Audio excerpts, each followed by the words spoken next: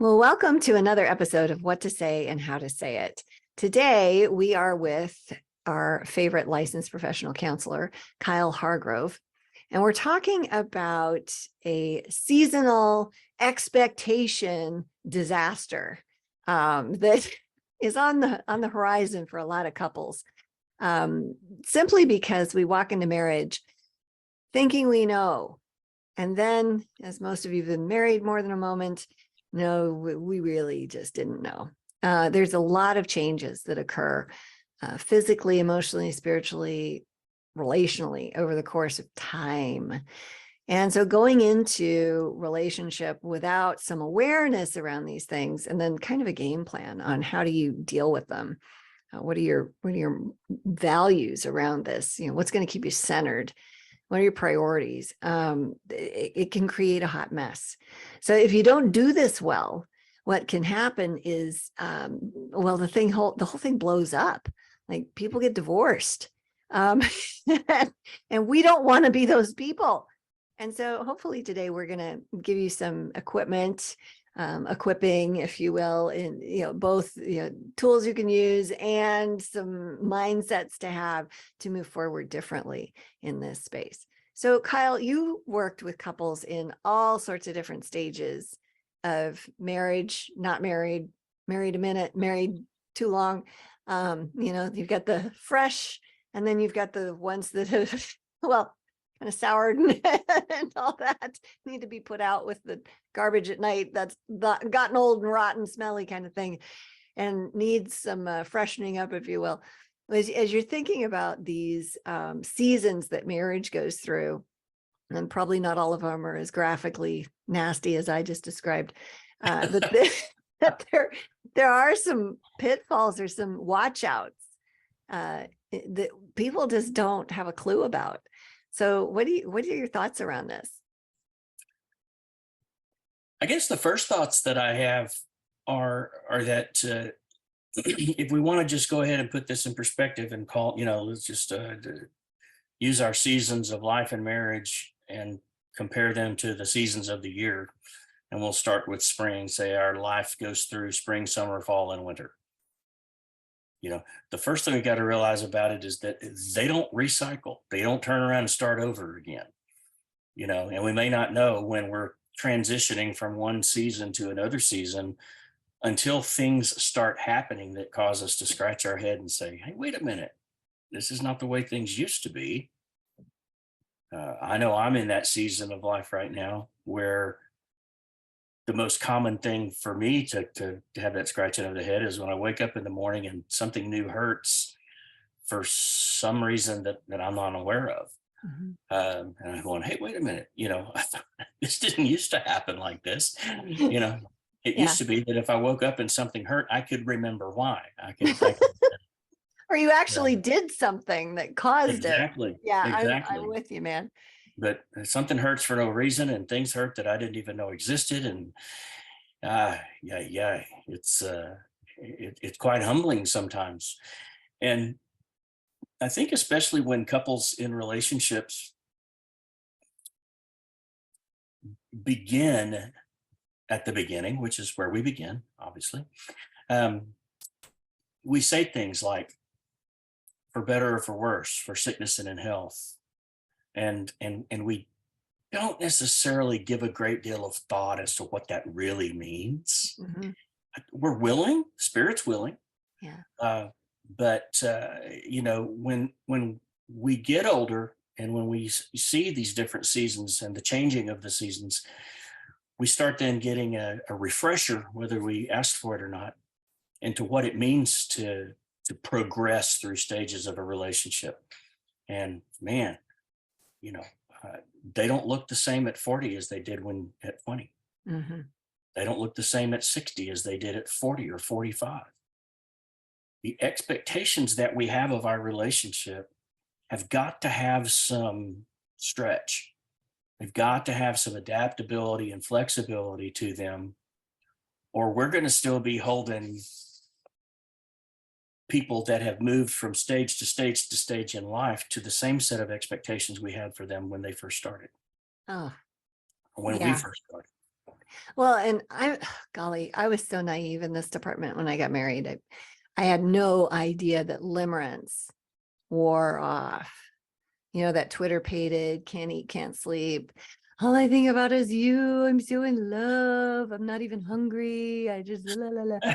Yeah, that wore off. And I was like, oh my gosh, have I married the wrong person? And then a friend of mine was like, Nina, that's called limerence. She was like a decade older than me.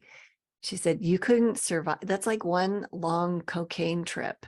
You cannot live like that. Your body can't do that. And I've never done cocaine, and I wondered about her at that point, but I had no idea that left.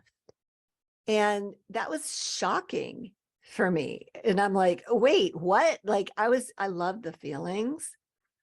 Love the feelings. I had no idea that they just meant, oh, you can breed successfully. And we did, you know, we managed to crank out a few kids. So that wasn't wrong.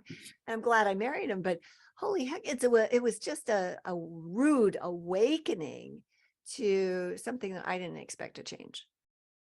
And then you throw in, let's see if we can throw in some, you know, children, and then menopause, you know, and we've been married for over 30 years at this point. And, you know, your body betrays you, your mind betrays you. There's just so many things that you don't know are coming. So we want to kind of help people have some awarenesses around that, because what we don't want is for people to feel like, oh my gosh, I have to settle for this. Yes. This thing's on the horizon. I have to settle for that. I have a story that isn't mine, that I'm totally stealing. And it's a bad steal because I can't remember the source of it. But I remember this guy talking, and he was like 80 some years old. And he said, you know, my wife was talking about her body and how she just didn't like it anymore. And she's 85 or something like that. And he said, I reached across the table, I took her hands, and he said, I love your body. And I remember seeing this. This is 20 some years ago. We were in a marriage something. And I remember thinking, ew, gross. And now that I'm like 30 years away from that, I'm like, well, that's not so bad. That's kind of nice, you know? Okay. Yeah, but my 20-something-year-old self was just thinking that was nasty. It's kind of like when you're a teenager thinking about your parents having sex, it's you gross. And now you get into these older ages, you mature, and it's like, oh, and we're not little old people that are children. Like we have that. No, we're grown up adults, and we're actually people. We're not these. It's amazing how cultural impact. Yeah, it's just wrong. So anyway, say something wiser than all of that for our listeners, please, because I don't think any of that was helpful. Oh no, you've really put me on the spot now. But no, I think, you know, you asked the question about, you know, people, they have conversations, or they see the reality of their situation and say, so do the expectations I have to live by now, is that settling? You know, I think, no, it's very unsettling, actually. Yeah, no kidding.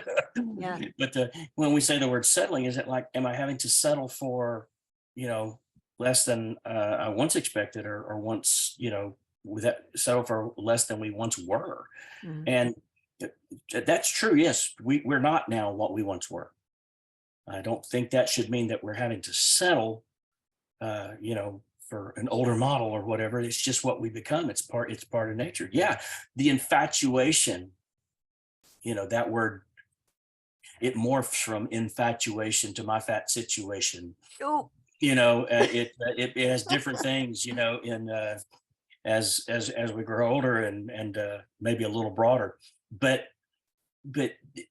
to think that the parts of us that are the way they are when we are in that infatuation stage, and most people are there when they're getting married, and then for a while. Mm-hmm. And I've never even heard of the word that you used. What was it? Limerence? Limerence. Yeah. It's that drunk. Yeah, it's the infatuation stage, but yeah. It actually biologically, physiologically, it has stuff attached to it. And that's what they call it. I could use a little of that if it would help me lose some weight. So I don't know. Yeah, I know, right? But yeah, you got to work that with Danny. Yeah. She's going to point me to the treadmill. I can tell you right now. Hit the treadmill, Jack, you know, if you want to lose some weight. But the the thought that we can go from young, perfect, healthy bodies and minds and expectations and great dreams and things like that in our younger years, and then reach, let's say, the autumn stage of our lives, and that things are still going to be the same, is as naive as you can imagine. Mhm. There's nothing realistic, there's nothing logical about having those expectations, because if that were to be the case, you'd be the first. Mhm. You know, there's only been one virgin birth that we're aware of, you know, and there has yet to be someone who can go from one season of life to another season of life and there not be implications, let's just say. Yeah. You know, and to, you know, they say when you reach maybe the season of life that I'm in, you know, now it takes us as a couple all night to do what we used to do all night. You know, I mean, it things change. Mhm. Physiologically is probably the first thing that we notice.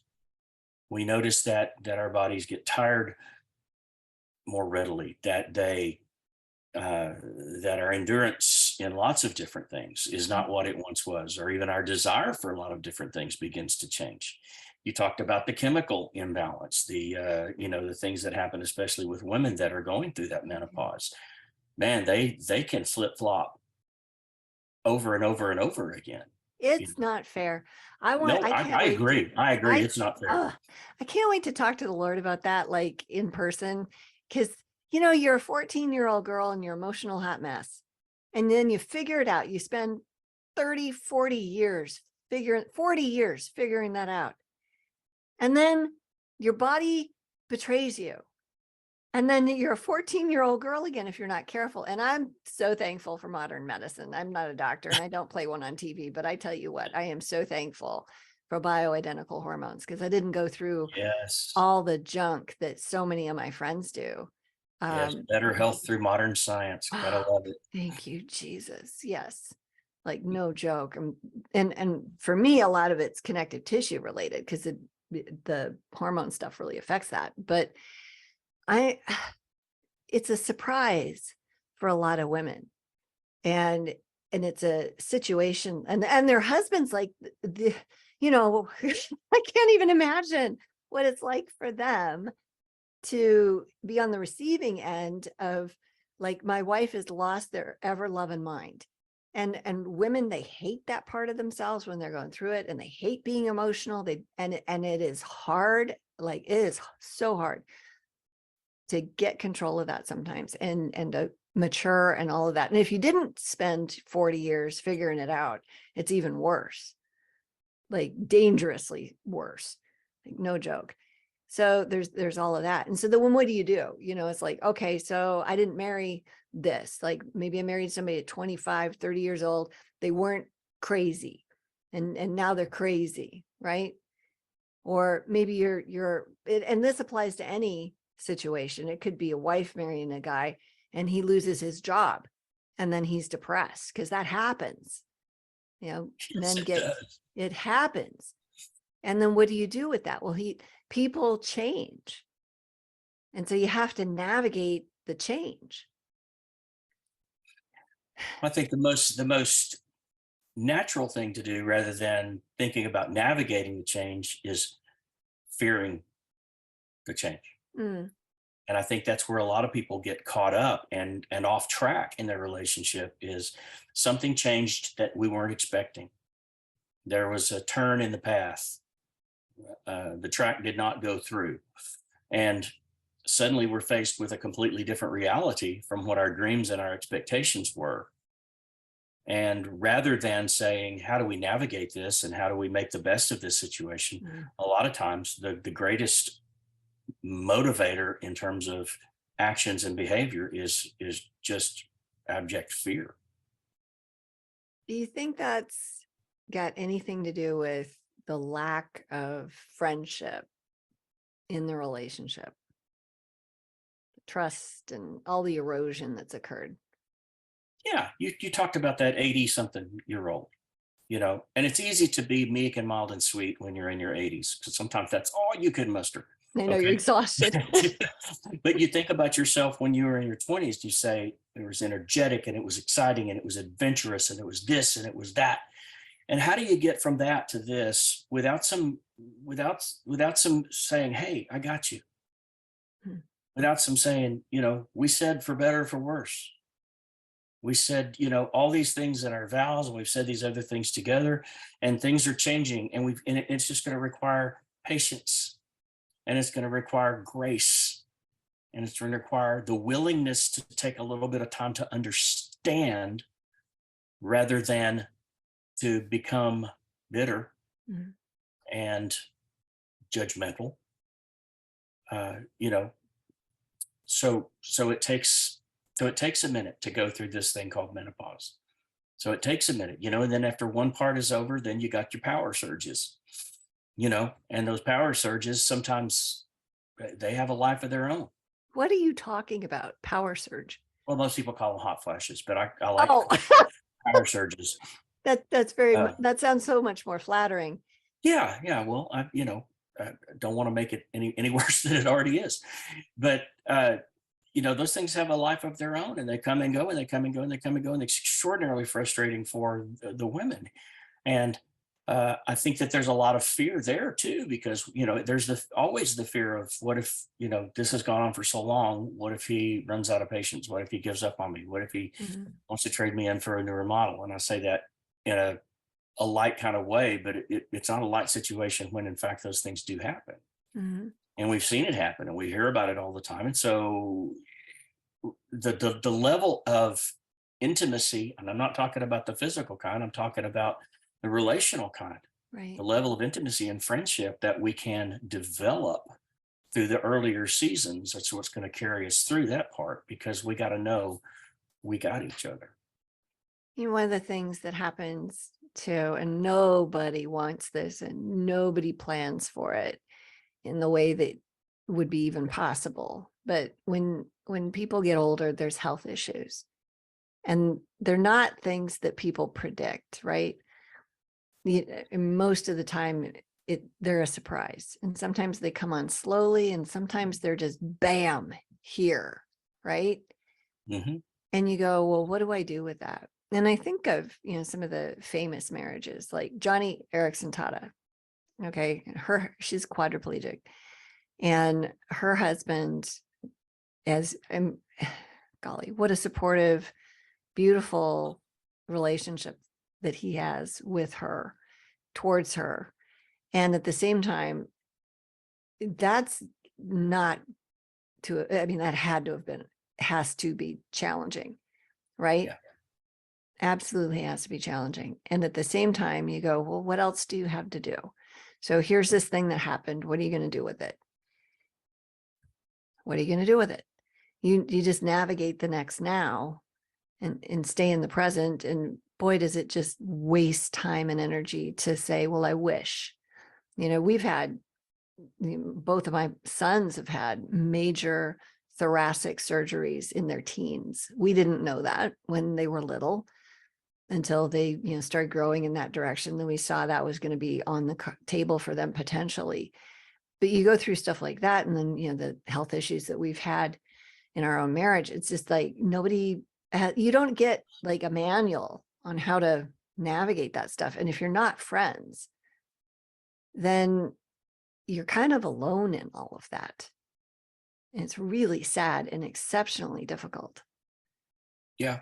And I think it's important to understand as well, as we go through scenarios, specific situations like you're talking about here, uh, that we got to take the time to realize and understand that this is a systemic issue.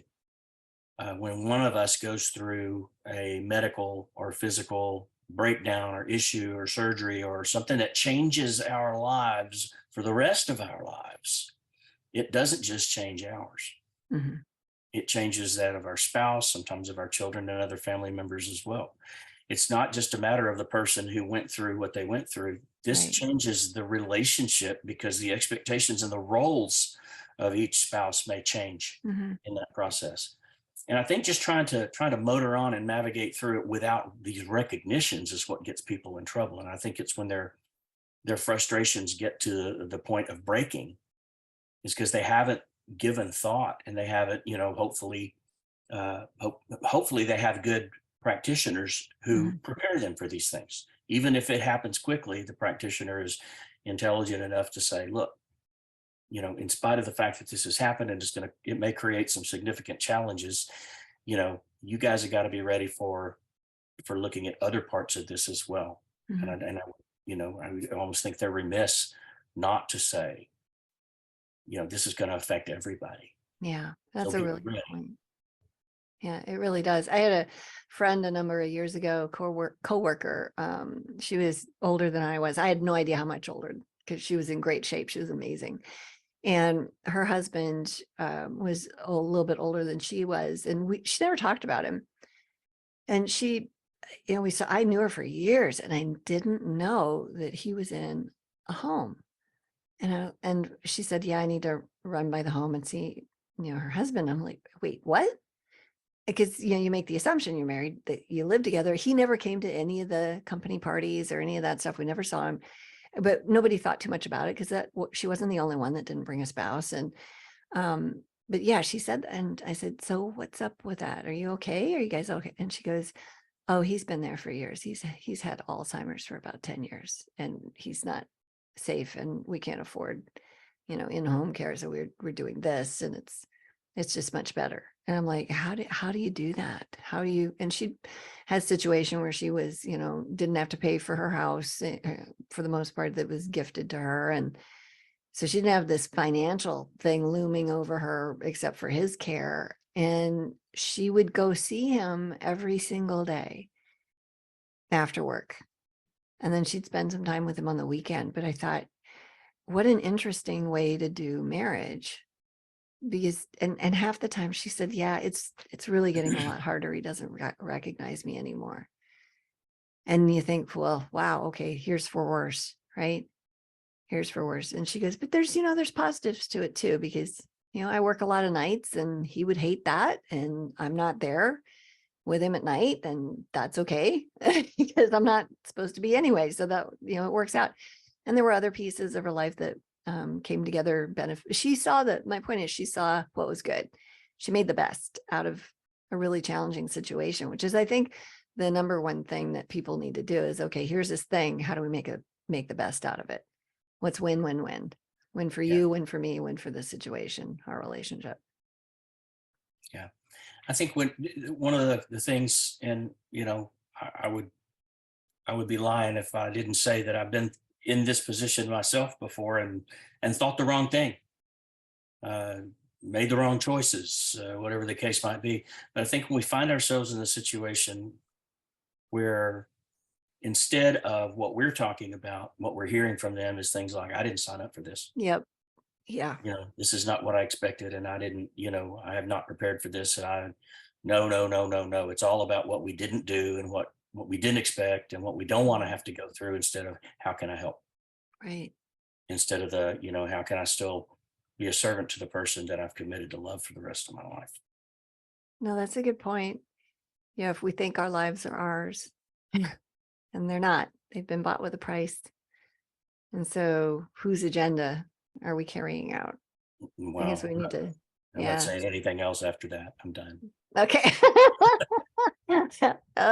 Yeah. Oof. So what's some really good advice that you would leave our listeners with as they navigate, no matter how many years they've been married? What would you give them as a thing to keep in mind as they move forward? Well, the first advice I would be given to the younger couples to say, start having conversations about this. Make this a part of the things you guys talk about when you're alone on the road or on a trip, or if you take you know a, a weekend or week off every year to talk about your goals and things like that. Start making these a part of those conversations. Recognize the things that are already happening, and start talking about the needs that you have as far as your insecurities are right now. What if this happens to me? What if this happens to one of us? We need to be we need to have somebody that can touch us and say, it's going to be okay, I got you. uh, And you know, and of course those conversations change as the seasons change as well. But we gotta be talking about it, and we tend to not talk about the things we're afraid of. Mhm. So we've got to be having conversations about these exact things, as unpleasant as they may seem and that they are to think about. We can't be so afraid of them that we refuse to talk about them, because I think most of us, more than not, you know, are going to find ourselves in situations we didn't plan for, we didn't expect. We certainly would have hoped for different, but we're going to find ourselves there. And I think the true character of our relationship is going to come out when we do. Yeah. Yeah. That's all really, really true. And one thing I would add to that is don't wait. So if Exactly. you've got dreams, fun things you want to do together, problems that need to be worked out so you can fix your relationship, don't wait, because you're not guaranteed. None of us are guaranteed tomorrow. And so make the most of the now that you have. Move and move forward with wild joy. Take some risks in your life. Do the things you want to do, and don't wait till later, because you don't know if you're going to have it, or if you're going to have it in the capacity you think you're going to have it. Yeah. Great point. So as you're listening to these things, if you got some great ideas, we're thrilled and glad you stopped by. And if you're interested in learning more about how you can level up your marriage, you might check out our website, greaterimpact.org, and check out 2.0 Your Marriage. It's an e-course membership site where you can learn all the things that's proven to work in making connection happen, fixing your broken marriage, and creating connection where you've got conflict now. Have a great rest of your day. Thanks for popping by.